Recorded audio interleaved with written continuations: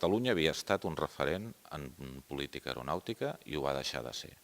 Ens estan passant per davant d'altres parts de l'Estat i creiem que aprofitant una infraestructura i l'entorn de l'aeroport del Prat cal fer un salt endavant. I per fer aquest salt endavant el primer que ha de fer la Generalitat és coordinar-se.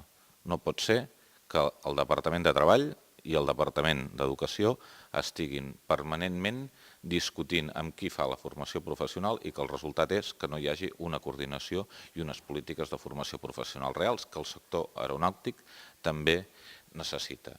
I que aquestes polítiques vagin coordinades amb el Departament competent en indústria i, per tant, per poder desenvolupar en el territori, com és en el cas en els terrenys que hi ha a Viladecans destinats a l'activitat aeroportuària, que es puguin allà instal·lar empreses. La iniciativa més important possiblement que s'està duent a terme per donar capacitat amb el sector aeronàutic de creixement en el nostre país és possiblement la creació del Parc Aeroespacial i de la Mobilitat de Viladecans.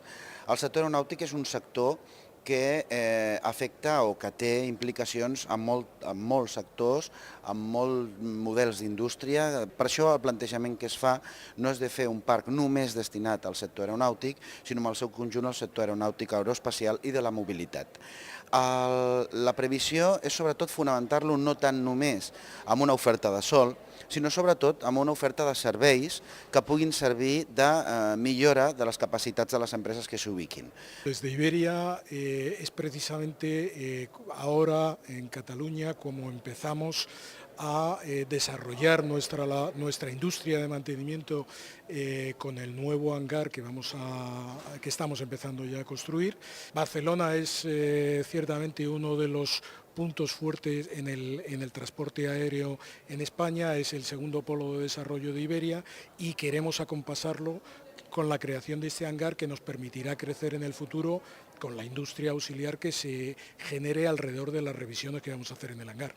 Desde la Administración se debe de apoyar, porque no se trata solo de un hangar de una compañía aérea, se trata de poner la primera piedra para que Cataluña pueda aparecer en el mapa. Se trata de generar las condiciones para que la industria auxiliar, que generará muchos más puestos de trabajo que los hangares, puedan desarrollarse en las mejores condiciones. Instal·lar empreses del sector aeronàutic vol dir que per nosaltres compleixen dos requisits fonamentals. L'empresa mitja de sector aeronàutic té un 70% de producció i entre un 15 i un 20% de recerca i desenvolupament. Per tant, estem creant llocs de treball per tothom i al mateix temps estem apostant per un nou model productiu basat també en la recerca i el desenvolupament. La indústria aeronàutica, aeroespacial i de la mobilitat és un dels elements que pot ajudar, i per no dir el més important, que pot ajudar a substituir determinats models industrials en el nostre país. I no és només una indústria, un sector que es nodreix només d'alta qualificació professional. Té la virtualitat de crear ocupació en tots els àmbits, que és una ocupació que, a diferència de l'automoció, permet cicles llargs de producte i, per tant, en aquest sentit garanteix durant bastants anys la continuïtat dels llocs de treball i, a més, evidentment, és un sector amb expansió i en creixement. En general, des del punt de vista de l'AFP, l'aeronàutica no és un tema que estigui molt desenvolupat precisament. Des del punt de vista de la formació ocupacional, s'hauria d'ampliar molt l'oferta d'especialitats relacionades en tot l'àmbit de l'aeronàutica. No solament pel que fa respecte a l'aeroport, sinó també per totes les empreses que composen el sector a Catalunya i que moltes vegades tenen dificultats per trobar gent formada o per mantenir els nivells de formació de qualitat.